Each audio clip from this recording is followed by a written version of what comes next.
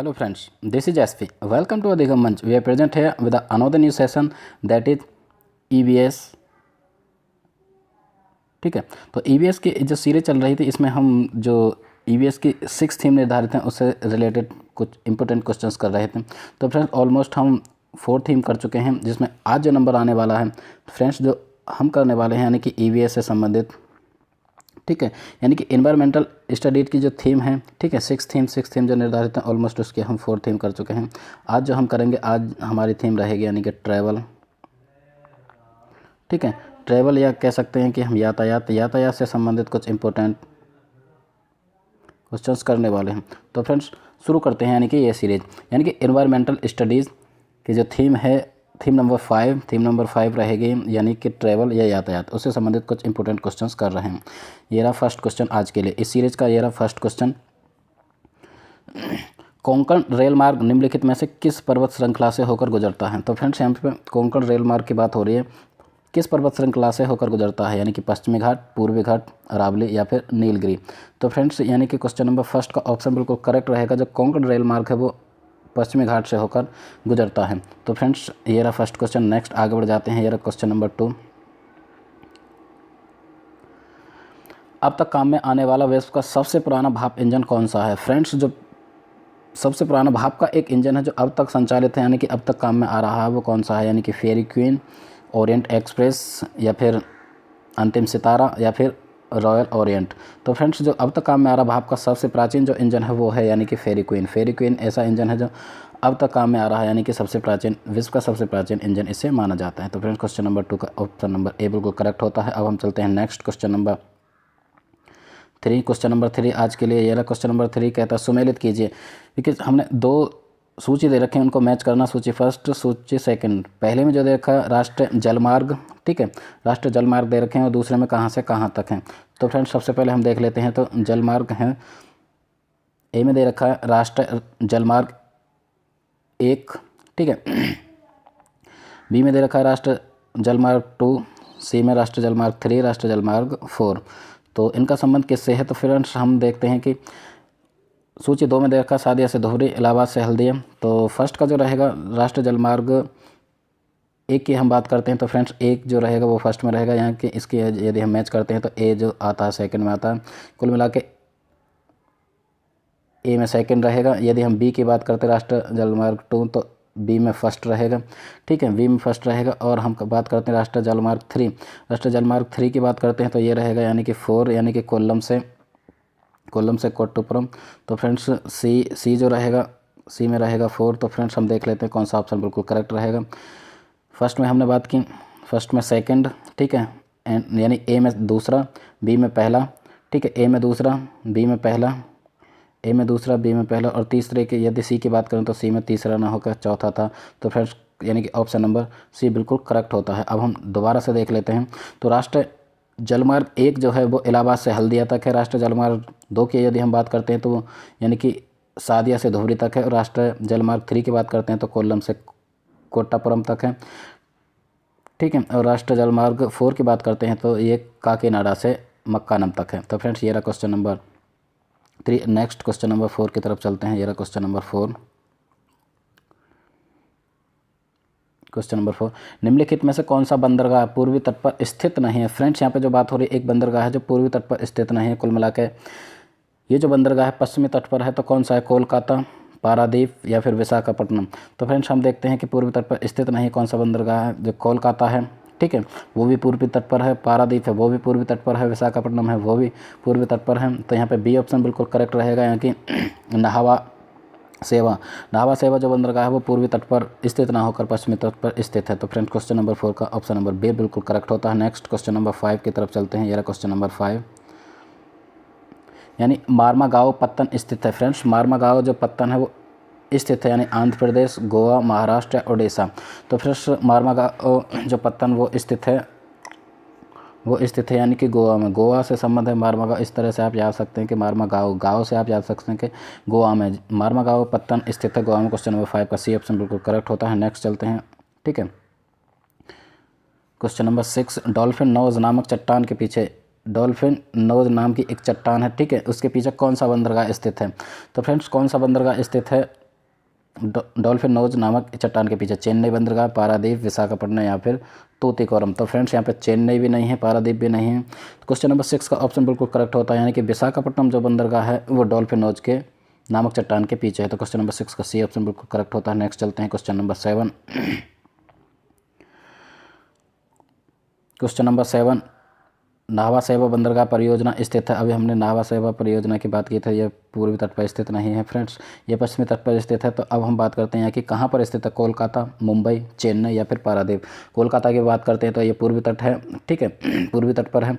और चेन्नई की बात करते हैं तो ये भी, और पारादीप भी पूर्वी तट पर है। तो नाहवा सेवा जो है पश्चिमी तट पर है, तो पश्चिमी तट का जो बंदरगाह है वो मुंबई का बंदरगाह है। तो फ्रेंड्स यानी कि नाहवा सेवा जो बंदरगाह है मुंबई में स्थित है। तो फ्रेंड्स क्वेश्चन नंबर 7 का बी ऑप्शन बिल्कुल करेक्ट होता है। नेक्स्ट चलते हैं क्वेश्चन नंबर 8।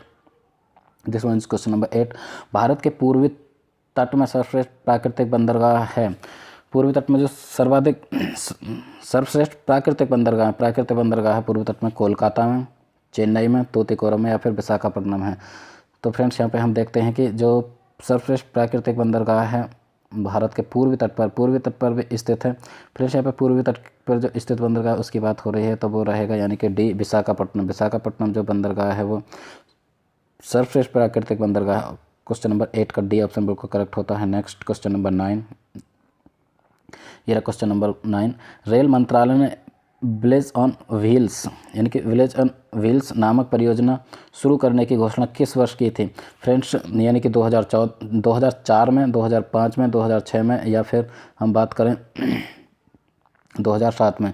तो फ्रेंड्स विलेज ऑन व्हील्स नामक जो परियोजना है उसकी घोषणा रेल मंत्रालय ने 2004 में की थी। क्वेश्चन नंबर 9 का ऑप्शन नंबर ए बिल्कुल करेक्ट होता है। अब हम चलते हैं क्वेश्चन नंबर 10। ये रहा क्वेश्चन नंबर 10। निम्नलिखित में से कौन सा एक भारतीय पत्तनों का उत्तर से दक्षिण की ओर सही अनुक्रम है? फ्रेंड्स यहाँ पे सबसे पहले जो पत्तन आएगा वो उत्तर का आएगा, उसके बाद लास्ट वाला जो आएगा दक्षिण का आएगा, क्योंकि हम उत्तर से दक्षिण के सही अनुक्रम की बात कर रहे हैं। तो फ्रेंड्स यहाँ पे हम देख पा रहे हैं कि जो ए में दे रखा है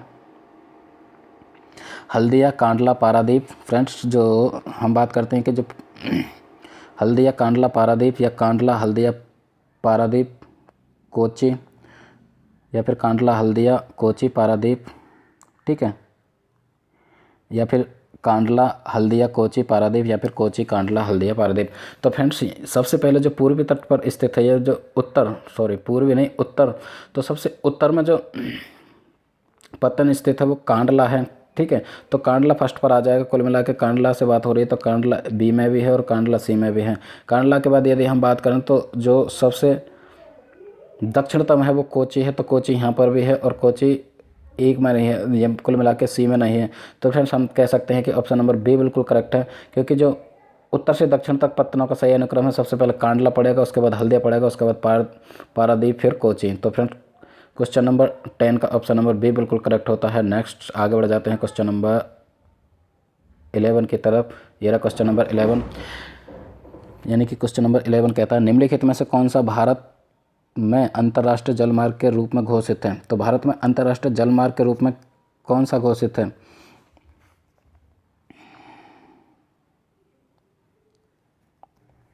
गंगा नदी का इलाहाबाद यानी कि हल्दिया विस्तार, ठीक है,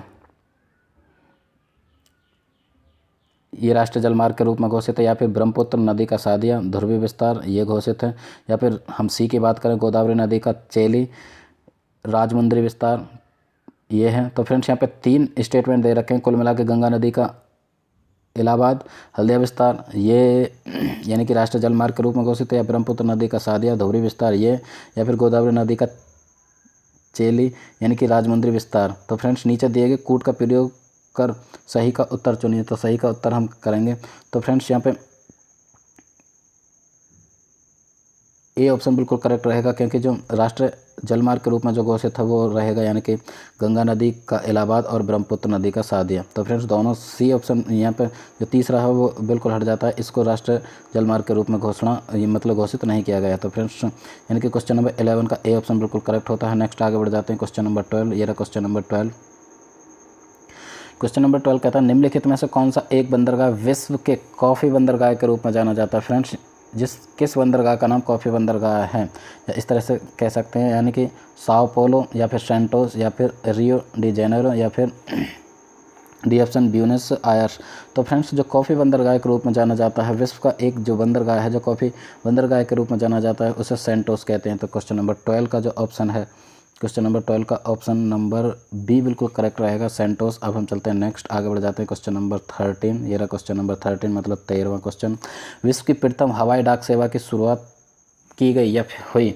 तो फ्रेंड्स ये भारत के संदर्भ में पूछा है कि विश्व की सबसे जो प्रथम हवाई डाक सेवा, ठीक है। इससे पहले हम देखते थे कि जो डाक सेवा है वो यानी कि रोडवेज से चलती थी। अब हम बात करें तो यानी कि प्रथम जो हवाई डाक सेवा वो उसकी शुरुआत हुई यानी इलाहाबाद से नैनी के मध्य, ठीक है, या फिर इलाहाबाद से लखनऊ के मध्य, या फिर लंदन से दिल्ली के मध्य, या फिर दिल्ली से न्यूयॉर्क के मध्य। तो फ्रेंड्स भारत की बात करते हैं, विश्व में जो सबसे प्रथम हवाई डाक सेवा स्थापित की गई वो की गई थी यानी कि इलाहाबाद से नैनी के मध्य प्रथम हवाई डाक सेवा की शुरुआत हुई। तो क्वेश्चन नंबर 13 का ए ऑप्शन बिल्कुल करेक्ट होता है। अब हम चलते हैं क्वेश्चन नंबर 14, यानी आज के लिए 14वां क्वेश्चन, इस सीरीज का 14वां क्वेश्चन, 14th क्वेश्चन। सेतु समुद्रम शिप कनाल प्रोजेक्ट से चेन्नई और तूतीकोरम के बीच कितनी समुद्र मील दूरी कम होने की संभावना है? तो फ्रेंड्स यानी कि सेतु समुद्रम शिप कनाल प्रोजेक्ट, ठीक है, चल रहा है, तो उससे चेन्नई और तूतीकोरम के बीच वो बनेगा। तो इन दोनों के बीच जो समुद्री सीमा है वो कितनी मील दूरी कम हो सकती है? तो फ्रेंड्स कितनी होने की संभावना, यानी कि 361 या फिर 434 या फिर 243 या फिर 305। तो फ्रेंड्स जो कम होने की संभावना यहाँ की 434 किलोमीटर, 434 मील, यहाँ पे मील की बात हो रही है, तो 434 मील की दूरी कम हो जाएगी, समुद्री सीमा कम हो जाएगी। तो फ्रेंड्स क्वेश्चन नंबर 14 का बी ऑप्शन करेक्ट होता है। इस सीरीज़ का ये लास्ट क्वेश्चन यानी कि 15 क्वेश्चन। फ्रेंड इस सीरीज़ में हम 15 क्वेश्चन ही करने वाले हैं। तो सेतु समुद्रम परियोजना किन्हें जोड़ती है? फ्रेंड्स वे हैं, अभी हमने बात की थी सेतु समुद्रम परियोजना है, उनसे कितनी मील दूरी कम होगी, तो वो थी यानी कि ये थी 434। अब हम बात करते हैं नेक्स्ट, तो सेतु समुद्रम परियोजना किन्हें जोड़ती है, यानी कि जिसको जोड़ती है वे हैं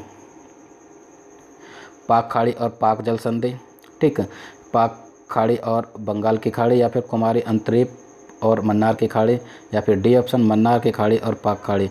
तो फ्रेंड्स जो सेतु समुद्रम परियोजना है, ठीक है, वो जो जोड़ती है यानी कि मन्नार की खाड़ी और पाक खाड़ी को। तो क्वेश्चन नंबर 15 का डी ऑप्शन बिल्कुल करेक्ट होता है। आई होप फ्रेंड्स ये सेशन आपको पसंद आया होगा। यदि ये सेशन आपको पसंद आता है तो लाइक करें, कमेंट के थ्रू अपने क्वेरी कोई भी क्वेश्चन हो तो उसको ज़रूर से ज़रूर बताएं। और हाँ, यदि अभी तक आपने हमारा चैनल सब्सक्राइब नहीं किया तो अधिगम को जाकर आप सब्सक्राइब करें, क्योंकि और उसका बेल आइकन प्रेस कर दें, क्योंकि हर वीडियो का नोटिफिकेशन आपको मिलता रहे। ओके फ्रेंड्स, इस सेशन को यहीं पर वाइंड अप करते हैं। डेट पर एसपी सिंह।